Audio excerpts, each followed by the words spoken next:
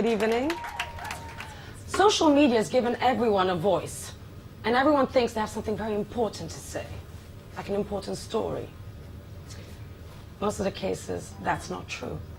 Back in the Middle Ages, storytellers were known as troubadours or bards. They were highly respected, they were affluent, and they got laid. Today, they are performing for you for 2 drink coupons. According to Richard Dawkins, very famous Oxford professor, parents should not read fairy tales to children because it instills in them a false belief in the supernatural. It is statistically improbable that a frog will turn into Prince Charming. However, it is highly probable that Prince Charming turns into a dick. Actually, fairy tales were never meant for children. It was adult entertainment. Let's think of a couple of fairy tales before the Disney makeover. Now, the question is, why did Rapunzel's parents lock her up in the tower? Because she couldn't keep her legs closed. And The Little Mermaid, we think, it's a story about the sacrifices we make for love. Actually, feminist theorists would argue that it's a tale of self-mutilation, long-term suffering, and ultimately suicide. When I think about The Little Mermaid, I think it's an inappropriate relationship between a human and a fish. And Cinderella, we've all heard that story. It's actually a story about slavery. Her stepmother makes her cook and clean all day, and then she's not allowed to go to the party. That kind of reminds me of my teenage years. There's one story I can't quite figure out. That's Jack and the Beanstalk. It has as a main character a giant beanstalk, so it's either a story of masturbation or penis envy. I'm not quite sure about that. What is the purpose of storytelling? What's the secret to a great story? Start by making bad choices.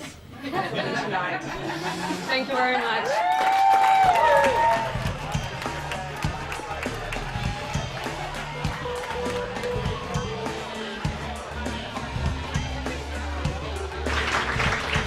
Hi, I'm Peter.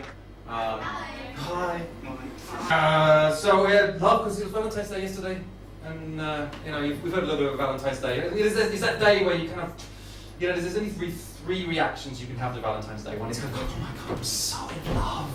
The other one is kind of, oh God, I'm so alone. And the other reaction you can possibly have to that is, how the fuck did I get myself in this mess? I think there's only 3 possible reactions you can have to that. The one problem I have with Valentine's Day is because it brings back that notion of the one person. And I really haven't bought into that notion that there is a one. It seems like if there's the one, then for a start, if there is just one person that you are supposed to be with, then statistically, they live in a remote village in China and you're never going to meet them.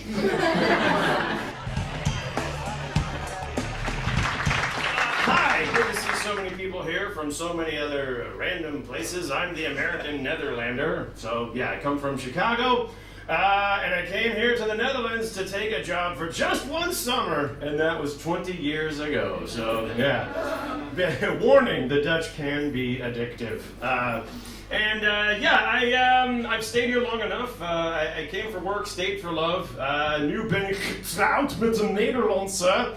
And I do speak Dutch, but I don't like to speak the language because it makes my mouth feel sad. So, if you are Dutch, hey, I love Dutch people, I love Dutch culture, you deserve a better language.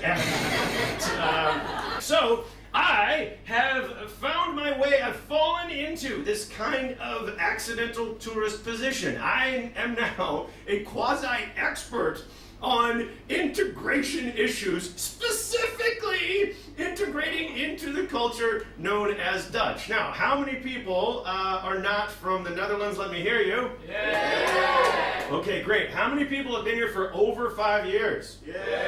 Exactly, right? Okay, so you guys kind of know what I'm talking about. Well, fine. This is this is what I'm doing. I'm working on a book. It's called How to Be Orange, making Dutch people take their own assimilation exam, okay? How many Dutch people do we have here tonight? Yes? Yeah. Exactly, the ones who are just like...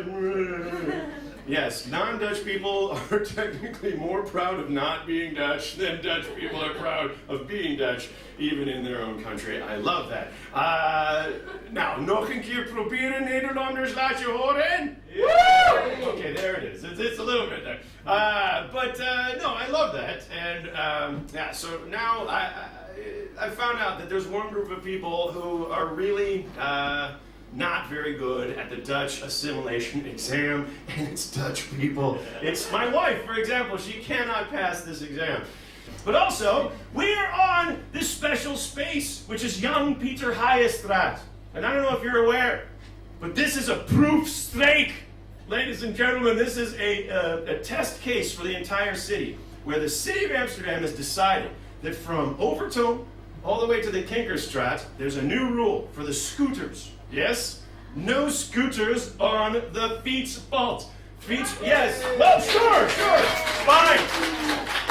And there are scooter riders here, I know, and many of you ride in the street, and God bless you. But what I like to do is I like to sometimes note when the rule is not being enforced. And sometimes I will make a citizen's arrest. I saw a guy on a scooter on the bike path the other day, and I was out there like recycling my paper in front of the Albert Heijn, and I saw a scooter on the bike path. I flagged him down. I was like, ho, ho, ho, ho, ho. And he said, what? And I rolled up my newspaper, and I whacked him in the head. And I said, that would not have happened if you were wearing a helmet in the street.